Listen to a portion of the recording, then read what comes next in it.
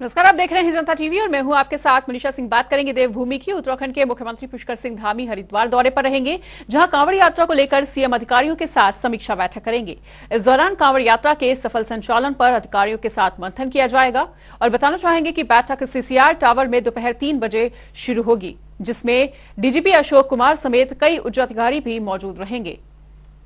तो कांवड़ यात्रा की तैयारियों में जुटी हुई है सरकार और इसको लेकर बैठक भी की जाएगी और लगभग 3 बजे इस बैठक का आयोजन होता हुआ नजर आएगा। कांवड़ यात्रा के सफल संचालन पर मंथन होगा। तो कांवड़ यात्रा की तैयारियों में जुटी हुई है धामी सरकार। कांवड़ियों को किसी तरह की परेशानियों का सामना करना ना पड़े अपनी यात्रा के दौरान, इस पर तमाम तैयारियों की समीक्षा की जा रही है, तैयारियों का जायजा लिया जा रहा है और इसी पर मंथन करने के लिए बैठक का आयोजन होता हुआ भी नजर आएगा। और इसी खबर पर अधिक जानकारी के लिए हमारे साथ जुड़े हुए हैं विकास खरे। तो विकास, जिस तरह से कांवड़ यात्रा की तैयारियों की समीक्षा की जाएगी, आज एक बैठक का भी आयोजन किया जा रहा है, क्या कुछ अपडेट आपके पास, क्या कुछ जानकारी? बिल्कुल मनीषा, देखिए मैं आपको बता दूं, कांवड़ मेले की तैयारी लगातार प्रशासन युद्ध स्तर पर कर रहा है और इस वक्त हमारे साथ मौजूद है हरिद्वार से जो कप्तान है अजय सिंह। हम उनसे जानकारी लेंगे आखिरकार किस तरह से जो है कांवड़ मेले की यात्रा की तैयारी की जा रही है। सर, कांवड़ मेले यात्रा एक बड़ी चुनौती है, किस तरह से देखिए, इसमें कांवड़ मेले को पूरे जोन सेक्टर में डिवाइड किया जाता है। इसमें 13 सुपर जोन बनती है, सीनियर अधिकारी होते हैं एसपी रैंक के, बाकी 130 सेक्टर्स बनते हैं और हमारे अधिकारी लगते हैं। बाकी ड्रोन से मॉनिटरिंग रखी जाएगी, जल पुलिस की अलग से टीम लगती है, पीएससी है हमारे पास, पैरामिलिट्री की 12 कंपनी की रिक्वायर भेजी गई, इसमें 10 कंपनी लगता है हमें यहाँ पे मिलेगी। ये सभी तैयारियां जो है पुलिस की व्यवस्था, साथ ही साथ प्रशासन के मजिस्ट्रेट लगते हैं, इसमें सारी व्यवस्था है जो है देखा जाए शौचालय से लेकर पार्किंग से लेकर, इसमें मिलजुल कर प्रशासन और पुलिस की तमाम व्यवस्था इसमें कर ली गई है। सर, इस बार सेक्टर जोन भी बढ़ा गया है, किस तरह की सुरक्षा को लेकर व्यवस्था की जाएगी? देखिए, सेक्टर जोन वो भीड़ को देखते हुए, जहाँ ज्यादा भीड़ रहती है वो जो इंपॉर्टेंट एरियाज रहते हैं वहाँ इसको देखते हुए 160 इस बार करीब सेक्टर रखने की तैयारी है, जो पहले पिछली बार से बढ़ा दिए गए हैं। और अभी तैयारी चल रही है। आज माननीय मुख्यमंत्री जी भी पहुंच रहे हैं, जिसपे तैयारियों की समीक्षा होगी। जो दिशा निर्देश आएंगे माननीय मुख्यमंत्री जी की तरफ से, उसको भी और उसको किया जाएगा। जी सर, आज चूंकि सर आज सीएम साहब भी पहुंच रहे हैं, सीएम साहब जो है आज बैठक है। मैंने बताया कि अभी माननीय मुख्यमंत्री जी पहुंच रहे हैं और चीफ सेक्रेटरी साहब भी पहुंच रहे हैं, सीनियर अधिकारी पहुंच रहे हैं। जो दिशा निर्देश और आएंगे, जो चीजें और एक्सपेक्टेशन है, उसको पूरा करने के लिए भी गोष्ठी शुरू होने वाली है। बिल्कुल, थैंक यू सर। बिल्कुल मनीषा, देखिए अभी जो है कुछ समय के बाद मुख्यमंत्री पुष्कर सिंह धामी यहाँ पर पहुंचेंगे और कहीं न कहीं जो जिले के अधिकारी उनके साथ आज समीक्षा बैठक यहाँ पर की जाएगी। आखिरकार कांवड़ मेले को लेकर किस तरह की तैयारी यहाँ पर की जा रही है, कहीं न कहीं अधिकारियों को यहाँ पर दिशा निर्देश भी देंगे और 3 बजे के आसपास जो है सीसीआर में यहाँ पर बैठक होने वाली है और लगातार इसकी मॉनिटरिंग सीएम साहब भी कहीं मेले की तैयारी को लेकर कर रहे हैं। मनीषा, बिल्कुल विकास, और मेले की तैयारियों कि जो इंतजाम है वो पुख्ता होना इसलिए भी जरूरी है क्योंकि उत्तराखंड में कांवड़ यात्रा को सफलतापूर्वक संपन्न कराना ये काफी ज्यादा बड़ी चुनौती साबित होती है सरकार के लिए और प्रशासन के लिए। बिल्कुल मनीषा, अगर हम कांवड़ मेले की बात करें तो कहने की एक बड़ी चुनौतीपूर्ण यहाँ पर माना जाता है। हालांकि जो भी कांवड़ी हरिद्वार माँ गंगा का जल लेकर यहाँ से जो है वो निकलते हैं, तो कहने की एक बड़ी चुनौती प्रशासन के सामने होती है और इसी चुनौती को निपटने के लगातार बैठक का जो दौर है वो लगातार जारी है। हालांकि आज मुख्यमंत्री पुष्कर सिंह धामी हरिद्वार पहुंचने वाले कुछ ही समय के बाद जो है और तमाम जो अधिकारी हैं जिले के उनके साथ ही आज उनकी बैठक होगी। आखिरकार कांवड़ मेले को सकुशल संपन्न किस तरह से करा जाए, कहीं न कहीं आज उस पर भी मंथन होगा। सीसीआर में जो 3 बजे से बैठक शुरू होगी और कहीं न कहीं जो जिले के अधिकारी वो भी लगातार इसको लेकर पूरी तैयारी कर चुके हैं और कहीं न कहीं जो फोर्स है सुरक्षा को लेकर वो भी तैनात की जाएगी। किस तरह से जो फोर्स की तैनाती होगी, हालांकि कई ऐसी कंपनी है जो भी कप्तान साहब ने आपको बताया, अजय सिंह हरिद्वार ने, उनका साफ तौर पे कहना है कि सुरक्षा को लेकर पुख्ता इंतजाम किए गए। बॉर्डर पर भी जो है पूरी तरह से चौकसी वहां पर बढ़ती जाएगी और जो अधिकारी है संबंधित सेक्टर या मजिस्ट्रेट उनको भी जो पूरी तरह से दिशा निर्देश दिए जाएंगे ताकि सुरक्षा को लेकर कोई भी चूक ना हो। हालांकि अगर हम बात करें तो डाक कांवड़ को लेकर काफी जो है परिस्थिति यहाँ पर जाम की एक समस्या यहाँ पर बनी रहती है। उसी जाम से निपटने के लिए भी जो है प्रशासन पूरी तरह से युद्ध स्तर पर तैयारी कर रहा है ताकि डाक कांवड़ में किसी प्रकार की जाम की समस्या ना बने। इसको लेकर तमाम जो जिले के अधिकारी पूरी तरह से मुस्तैद, कहीं न कहीं युद्ध स्तर पर जो है मनीषा फिलहाल कांवड़ मेले को लेकर तैयारी चली है। कुछ ही समय के बाद मुख्यमंत्री पुष्कर सिंह धामी हरिद्वार पहुंचने वाले। मनीषा, ठीक है, आपको रोकेंगे यहाँ पर विकास और फिलहाल आप बने रहिए हमारे साथ, आपसे पल पल का अपडेट लेंगे। कांवड़ यात्रा को लेकर फिलहाल आज समीक्षा बैठक की जाएगी। विकास ने तमाम जानकारियों को हमारे साथ साझा किया और सीएम करेंगे तैयारियों की समीक्षा और अब से कुछ ही देर में सीएम धामी समीक्षा करने के लिए पहुंच जाएंगे।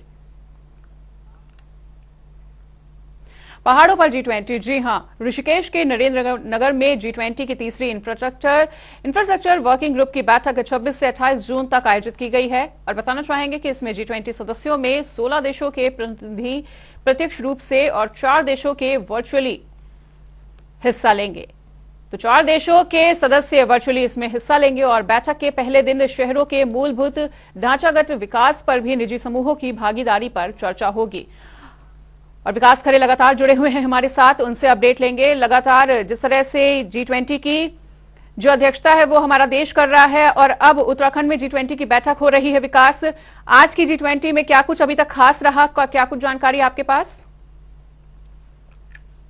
हाँ बिल्कुल मेरे साथ देखा G20 की हम बात करें तो कहने के विदेशी मेहमानों के साथ में G20 की जो बैठक है वो फिलहाल शुरू हो चुकी है। सुबह योग के बाद योग नगरी ऋषिकेश में जो इस बैठक की शुरुआत हुई और कहीं ना कहीं आने वाले जो और उत्तराखंड के अगर हम विकास की बात करें उस पर जो फिलहाल चर्चा हो रही है। लगातार जो है तमाम जो उत्तराखंड का विकास है उसको लेकर जो है चर्चा हो रही है। हालांकि उत्तराखंड में जिस तरह से जो फिलहाल विकास की एक कहीं ना कहीं सौगात मिले, फ्लाईओवर की हम बात करें या फिर ऑल वेदर रोड की हम बात करें, कहीं ना कहीं आने वाले यात्रियों को भी इसमें जो सुविधा मिले। हालांकि साफ तौर पर उन्होंने कहा है मीटिंग में जो फिलहाल अभी सूत्र बता रहे हैं कि कहीं ना कहीं जिस तरह से जो है सरकार के पास पैसा कम है और कहीं ना कहीं प्राइवेट सेक्टर को जो है इसमें भागीदार बनाया जाएगा ताकि आने वाले उत्तराखंड की और भी रौनक बन सके और कहीं ना कहीं उत्तराखंड को जो है एक नया सुंदर और रूप दिया जा सके। इसको लेकर जो है फिलहाल G20 में इसकी चर्चा हो रही है और लगातार अभी भी जो है G20 की बैठक फिलहाल यहाँ पर शुरू हो चुकी है और फिलहाल जारी है और कहीं ना कहीं यह बैठक आज 26 तारीख से शुरू होकर 28 तारीख तक चलेगी। मनीषा बिल्कुल विकास, तो लगभग कितने देशों के विदेश मंत्री इस बैठक में अभी तक शामिल हुए हैं और क्या लगता है कि कौन कौन से ऐसे अहम मुद्दे हैं जिनकी चर्चा को सर्वोच्च प्राथमिकता दी जाएगी? बिल्कुल देखिए अगर हम बात करें तो कहने के उत्तराखंड के जो विकास के उसको लगभग पूरी तरह से यहाँ पर प्राथमिकता दी जाएगी। हालांकि जो विकास अब तक हुआ है वो जो पूरी तरह से उत्तराखंड की जो संस्कृति है वो मीटिंग में पूरी तरह से दर्शाया जा रहा है। हालांकि उत्तराखंड में कहाँ कहाँ विकास हुआ उसका चैप्टर फिलहाल पूरी तरह से बैठक में जो यहाँ पर दर्शाया जा रहा है। तो ऐसे में जो कई विदेशी जो मेहमान है उत्तराखंड यहाँ पर पहुंचे हैं और लगभग अब तक अगर हम बात करें तो मेहमानों की 63 जो मेहमान है वो फिलहाल विदेशी जो मेहमान है वो फिलहाल मीटिंग में शामिल है। उसको लेकर अभी पूरी वहां पर चर्चा चल रही है। हालांकि अन्य देशों से भी जो है पूरी तरह से वहां पर राय ले जा रही है, चर्चा की जा रही है ताकि उत्तराखंड के विकास को लेकर किस तरह से जो है और आगे बढ़ाया जाए ताकि और उत्तम तरीके से जो है उत्तराखंड का विकास। और कहीं ना कहीं यहाँ पर जो है लगातार यही प्रयास किया जा रहा है उत्तराखंड में कि उत्तराखंड की शान को लेकर जो एक देवभूमि कहलाने वाला उत्तराखंड है वो कहीं ना कहीं और भी जो है आगे और बढ़े। इसको लेकर विकास का मंथन पूरी तरह से आज बैठक में होगा और लगातार इस तरह की भी चर्चा वहां पर मनीषा है कि कहीं ना कहीं जिस तरह जो फिलहाल उत्तराखंड में जिस तरह जो सड़कें बना गई तो कहीं ना कहीं आने वाले जो यात्री है उनको भी पूरी तरह से जो है कहीं ना कहीं राहत मिली है, चाहे वो जाम की समस्या हो या फिर आने वाली जो यात्री है जो अन्य सुविधा उनसे भी उनको समस्या से जो निपटारा मिला। तो ऐसे में जो है ताकि और पर्यटन में बढ़ावा हो उसको भी लेकर यहाँ पर चर्चा की जा रही है और लगातार बैठक का दौर जारी है। मनीषा ठीक है विकास, तो इस तमाम जानकारी के लिए आपका बहुत बहुत शुक्रिया। तो मानसून का इंतजार फिलहाल खत्म हो चुका है और अब उत्तराखंड में मानसून की दस्तक के साथ ही भारी बारिश की संभावना बनी हुई है।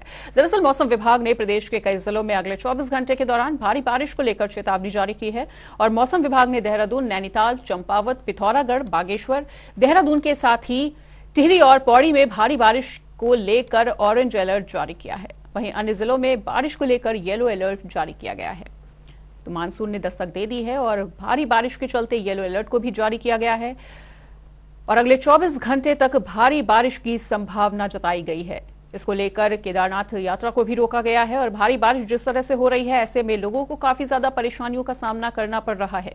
वहां पर कई जो रास्ते हैं वो भी बाधित हैं, आवागमन काफी ज्यादा प्रभावित नजर आ रहा है, यातायात व्यवस्था काफी ज्यादा ठप देखने को मिल रही है और इसी को लेकर भारी बारिश की संभावना अगले 24 घंटे के लिए जताई गई है और आने वाले किसी भी पर्यटक को या श्रद्धालु को किसी तरह की दिक्कत ना हो इसके लिए भी तमाम गाइडलाइंस पहले से ही जारी की जा रही है। तमाम अपील ये मुख्यमंत्री पुष्कर सिंह धामी ने भी की है कि मौसम के मिजाज को देखते हुए ही यात्रा का रुख करें और उत्तराखंड का प्रवेश करें।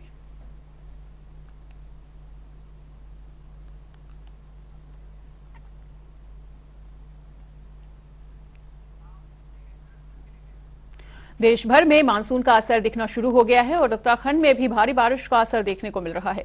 इसके कारण रुद्रप्रयाग जिले में भारी बारिश के चलते सोनप्रयाग में केदारनाथ यात्रा को अगले आदेश तक रोक दिया गया है और रुद्रप्रयाग के कलेक्टर मयूर दीक्षित ने बताया है कि जब तक बारिश बंद नहीं होती तब तक केदारनाथ यात्रा पर रोक जारी रहेगी।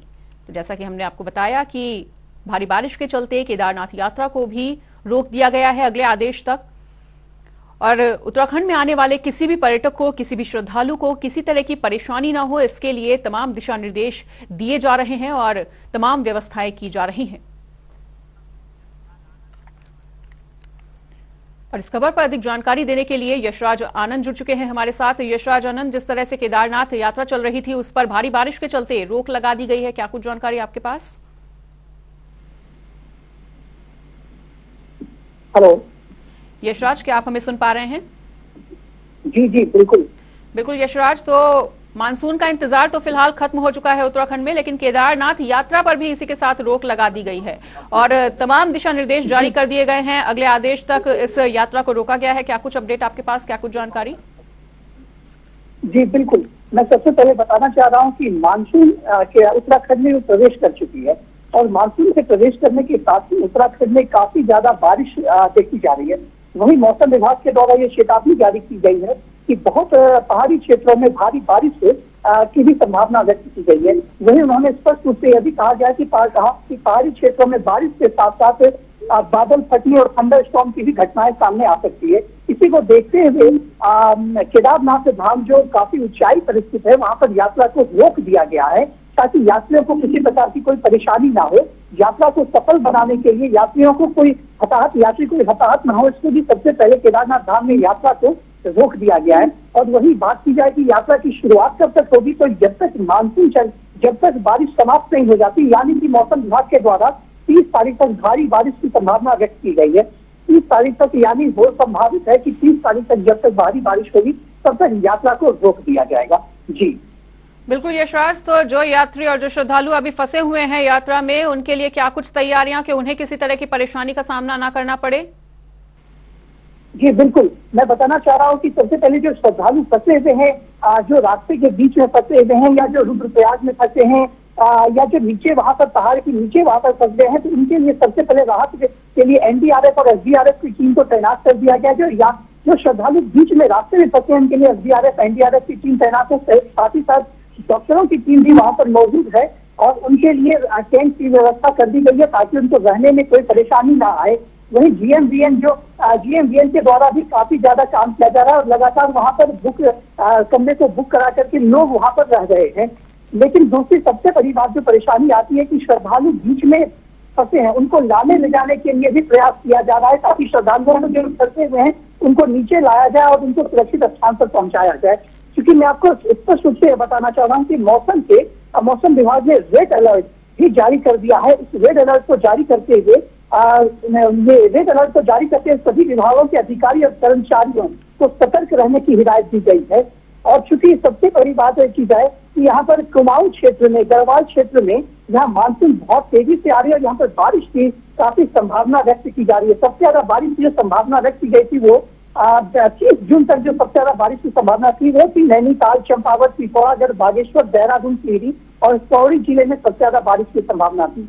मैं आपको स्पष्ट रूप से एक बात और बताना चाह रहा हूँ कि एक बहुत ही शानदार एक कार्यक्रम होना था जो G20 के शिखर सम्मेलन के बाद एक नरेंद्र नगर में जो विदेशी मेहमान आए हुए थे उनके लिए त्रिवेणी घाट को गंगा आरती में शामिल कराना था। और उसमें उन्हें शामिल कराने के साथ साथ वहां पर क्या किया गया था कि मेहमानों के स्वागत के लिए प्रशासन ने गंगा की मुख्य धारा और उप धारा के बीच लाखों रुपये के घास से रंग बिरंगे फूल से सजावट की थी। लेकिन भारी बारिश के चलते गंगा का जलस्तर काफी ऊपर उठ गया और वो धरा रह गया। लाखों की सजावट गंगा की चढ़ गई। जी ठीक है यशराज, तो इस तमाम जानकारी के लिए आपका भी बहुत बहुत शुक्रिया। तो यशराज ने तमाम जानकारी को हमारे साथ साझा किया और जिस तरह से विदेशी मेहमानों ने उत्तराखंड का रुख किया है G20 के लिए और उनके लिए एक खास कार्यक्रम का भी आयोजन किया गया था, उस कार्यक्रम की तैयारियां भी धरी की धरी रह गई और भारी बारिश का प्रभाव केदारनाथ यात्रा के साथ ही G20 पे भी देखने को मिल रहा है। उत्तर प्रदेश में महिला सशक्तिकरण के उद्देश्य से स्वयं सहायता समूह से जुड़ी महिलाओं के लिए लखपति दीदी योजना की शुरुआत की गई है। इस योजना के चलते इस साल 50,000 महिलाएं लखपति बनेंगी और इस लक्ष्य को हासिल करने के लिए ग्राम विकास विभाग ने महिला समूहों के लिए वैल्यू चेन आधारित रणनीति अपनाने पर जोर दिया है। साथ ही उनके उत्पादों को बाजार उपलब्ध कराने की योजना भी बनाई गई है। और बताना चाहेंगे कि प्रदेश में अब तक इस योजना से 40,270 महिलाएं लाभ उठा चुकी हैं। वहीं योजना के माध्यम से साल 2025 तक 1.25 लाख महिलाओं की वार्षिक आय 1 लाख रुपए करने का लक्ष्य भी रखा गया है।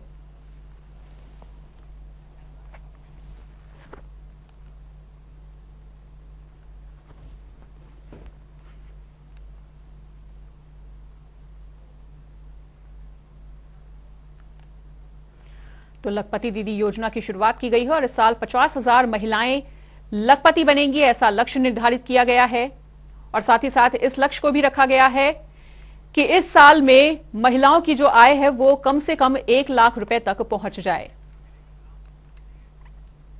उधर उत्तराखंड में आपदा से बचाव के लिए प्रशासन ने बड़ा कदम उठाया है। दरअसल प्रदेश में पायलट प्रोजेक्ट के तहत कई जगहों पर सायरन सिस्टम अब लगाया जाएगा और इस प्रोजेक्ट के माध्यम से इस प्रोजेक्ट के प्रथम चरण में 250 जगहों पर इस सिस्टम को लगाया जाएगा। इसके लिए अंतर्राष्ट्रीय स्तर पर ग्लोबल टेंडर आमंत्रित किए जाएंगे और इस multi hazard early warning system project के लिए 118 करोड़ रुपए की राशि दी जाएगी।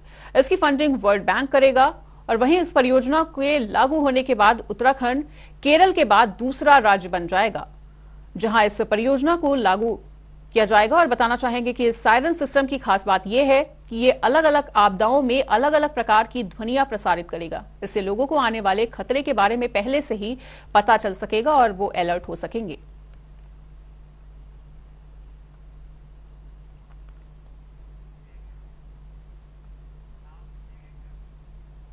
उधर हल्द्वानी में नैनीताल पुलिस की ओर से मैराथन दौड़ का आयोजन किया गया है और मेयर जोगेंद्र रौतेला और एसएसपी पंकज भट्ट ने मैराथन दौड़ को हरी झंडी दिखाकर रवाना किया। दौड़ में भारी संख्या में पुलिसकर्मियों के अलावा आम जनता के साथ ही स्कूली बच्चे भी शामिल हुए। वहीं भारी बारिश के बीच तिकोनिया से लेकर बरेली रोड मंडी तक 5 किलोमीटर की दौड़ लगाई गई है। इसके जरिए सभी को नशे के प्रति जागरूकता का संदेश भी दिया गया और इस दौरान मेयर जोगेंद्र रौतेला ने कहा है कि नशा समाज की सबसे बड़ी बुराई है और नशे से बचने के लिए इस तरह का आयोजन किया जाना चाहिए। वहीं एसएसपी पंकज भट्ट ने कहा कि प्रदेश को नशा मुक्त बनाने के लिए मैराथन दौड़ का आयोजन किया गया और इससे लोग नशे के प्रति जागरूक होंगे, ऐसी आशा की जा रही है। और सभी ने 2025 तक उत्तराखंड को नशा मुक्त करने का संकल्प भी लिया है। युवाओं में और लोगों में जागरूकता चलाने के लिए एक ये अभियान के रूप में हल्द्वानी में एक 5 किलोमीटर की रेस कराई जा रही है। भारी संख्या में लोगों में उत्साह को देखते हुए हमें पूरी उम्मीद है कि ये घर घर तक ये अभियान पहुंचेगा और हमारे युवा नशे के खिलाफ अभियान में हमारा साथ देंगे। देखिए, इस प्रदेश के यशस्वी माननीय मुख्यमंत्री श्रीमान पुष्कर सिंह धामी जी ने लोगों से आह्वान किया और संकल्प लेने के लिए आह्वान किया है कि इस उत्तराखंड को नशे से मुक्त उत्तराखंड बनाना है। एक ऐसा उत्तराखंड जो कि देवभूमि है, जहां एक ऐसे समाज की कल्पना की जानी चाहिए जो मादक पदार्थों के सेवन से बिल्कुल ही वंचित रहे। उधर रामनगर में धोखाधड़ी से लोगों को जमीन बेचकर ठगी करने वाले 6 आरोपियों को पुलिस ने हिरासत में ले लिया है और कोतवाल अरुण सैनी ने बताया कि धोखाधड़ी कर कई लोगों को जमीनें बेचने की शिकायतें लगातार मिल रही थी और इस पर आरोपी जयप्रकाश डंडरियाल, हरदेव सिंह, प्रदीप सरकार, शंकर मनराल, शैलेंद्र शर्मा के खिलाफ गैंगस्टर की कार्रवाई की गई है। कोतवाल ने बताया कि आरोपी गैंग बनाकर कई सालों से जमीन धोखे से बेचने का काम कर रहे थे और आरोपियों के खिलाफ गैंगस्टर के तहत मामला दर्ज कर जांच शुरू कर दी गई है। देखिए, काफ़ी लोगों के साथ भूमि खरीदारी के संबंध में काफ़ी समय से धोखाधड़ी की जा रही थी। इस संबंध में हमारे थाने पर विभिन्न अपराध धोखाधड़ी के पंजीकृत किए गए थे, जिसमें 2 गैंग चिन्हित किए गए थे। दोनों गैंगों में 3-3 सदस्य हैं। दोनों गैंगों के खिलाफ गैंगस्टर एक्ट की कार्रवाई की जा रही है और उनकी जो है संपत्ति को भी कुर्क करने की कार्रवाई अमल में लाई जाएगी। तो आरोपियों के खिलाफ केस दर्ज कर लिया गया है और रामनगर में 6 लोगों पर यह कार्रवाई होती हुई नजर आई है। ये लोग झांसा देकर जमीन की ठगी करने का काम करते थे और अब आरोपियों के खिलाफ कड़ी से कड़ी कार्रवाई की जा रही है। और फिलहाल यहां पर रुकेंगे एक छोटे से ब्रेक के लिए। खबरों का सिलसिला लगातार जारी है, देखते रहिए जनता टीवी।